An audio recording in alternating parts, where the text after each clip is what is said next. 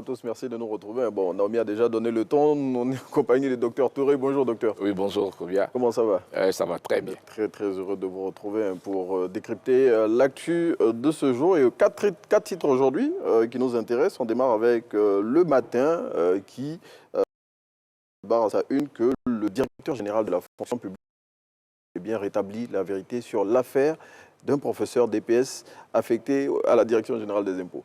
Oui, c'est une affaire qui a défrayé la chronique. Ben, ce qu'il faut dire d'entrée de jeu, c'est que le statut même général de la fonction publique consacre la mobilité de l'emploi. Des fonctionnaires, oui. Des fonctionnaires. Et donc, un professeur DPS, a priori, on s'étonne. Qu'est-ce qu'il fait aux impôts. Oui.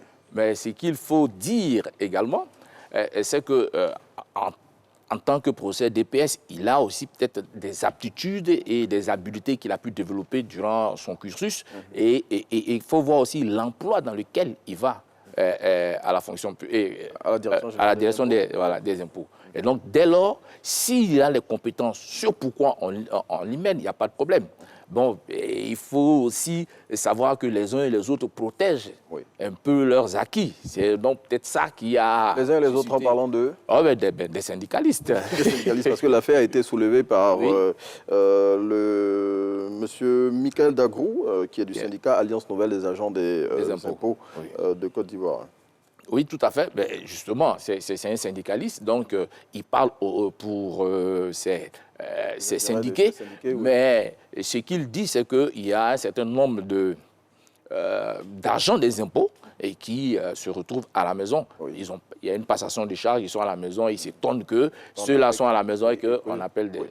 Donc ça, c'est des dysfonctionnements de l'administration ivoirienne. Mais cela n'enlève en rien qu'on puisse affecter un professeur DPS, mais certainement qu'on l'a affecté, ce n'est pas pour aller sur un terrain de sport aux impôts. Et donc, c'est pour un emploi bien précis. Il a certainement les compétences parce que c'est au vu de son CV qu'il a été muté. Mais c'est quand même un peu bizarre quand même, il faut le reconnaître. Hein. Oui, mais il y a la mobilité de l'emploi. Soit affecté au fisc ivoirien, vous l'avez dit, il n'y a pas de terrain DPS là-bas. Mais on ne traite pas aux impôts. Bon, il y a des informaticiens. Oui. Voilà. Donc, s'il est un bon informaticien, un bon développeur, donc à côté donc, de ses qualités d'homme d'éducation physique et sportive, on peut les affecter. En tout cas, M.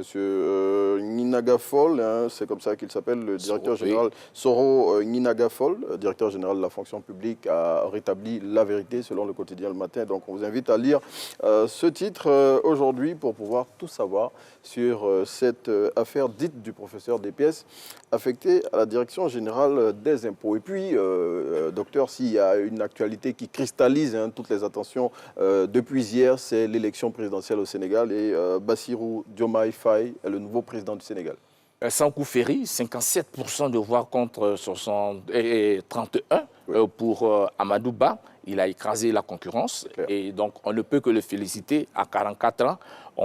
C'est une chronique qu'on pourrait écrire de Cap Manuel, donc la prison, des ténèbres au palais présidentiel. Quel beau parcours. Il y a 2 semaines, il était encore dans les détentions, dans les liens de la détention et il sort, il va au perchoir, il est à la lumière. Aujourd'hui, il préside aux destinées, il va présider aux destinées du Sénégal. Je pense qu'il y a eu l'élection, donc un premier défi relevé.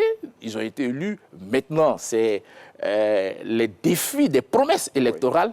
On va savoir, et déjà qu'il parle il y a 3 actions, 3 grandes actions qui va... Voilà. Donc c'est la rupture avec un ancien système. Il faut reconnaître ici également que son élection en Afrique de l'Ouest est une très bonne chose. Parce que c'est vrai, c'est des populistes, mais en face, on a d'autres populistes. On a des leaders de crise et des leaders dans la crise. Alors que ceux-là, c'est démocratiquement, ils ont la légalité et la légitimité. Ils ont vraiment gagné ces élections. Et puis, ce qu'il faut remarquer, que dans cette élection électorale, à aucun moment, le cycle électoral n'a été parasité. Tout ce qui s'est passé, c'était bien avant qu'on arrive aux élections. Les élections et donc, naturellement, c'est clean. Oui, justement, et en parlant de chronique, qu'on pourrait écrire sur son élection aussi, bon, on va assister à un phénomène inédit en Afrique, on aura 2 premières dames. Oui, 2 premières dames. Le Sénégal nous a habitués à beaucoup de choses, finalement. Le Sénégal nous a habitués à beaucoup de choses. 2 deux premières dames. Bon, on verra comment la rotation va se faire. Bon, ils vont nous enseigner cela. En tout cas, wait and see, comme le disent les Anglais. Et puis, pour refermer ce numéro de l'intégrale de la revue de presse, docteur, Max-Alain Gradel a tiré sa révérence récemment. Oui, c'était un très beau parcours. Pas tirer sa révérence, arrêter avec les éléphants. Il faut utiliser les termes adéquats. C'était un très beau parcours. Oui. En 12-13 ans de présence à l'équipe nationale de Côte d'Ivoire, il joue 3 finales et remporte 2. Et c'était vraiment le papy du vestiaire. Il a joué son rôle de grand frère. Paul Biya. Paul Biya. Qui n'appréciait pas du tout. Oui, pas du tout. C'était un peu ironique. Oui. On voudrait qu'il parte. Mais je crois qu'il est sorti par la grande porte quand même. Il est sorti par la grande porte. Et puis, c'est lui qui nous envoie le but égalisateur. Et qui nous rappelle également ce but qu'il marque en 2015. Il a valu le surnom de tueur de Lyon. Absolument. Oui. Voilà. Et là, quand il revenait en sélection, Saint-Étienne n'était pas d'accord, Galtier ne voulait pas, mais il a tenu tête à son club, il est venu, on a gagné la coupe. Je pense que c'est l'amour du maillot orange et qui l'a poussé. Et il repart avec tous les honneurs. On tient à signaler que la Côte d'Ivoire va affronter ce soir l'Uruguay en match amical. Oui, c'est un deuxième match de la fenêtre FIFA, un match assez compliqué contre la Céleste avec sa constellation de stars. On espère qu'ils vont faire mieux que contre le Bénin où c'était 1-1. 2-2. 2-2, pardon. Voilà. Ils feront mieux.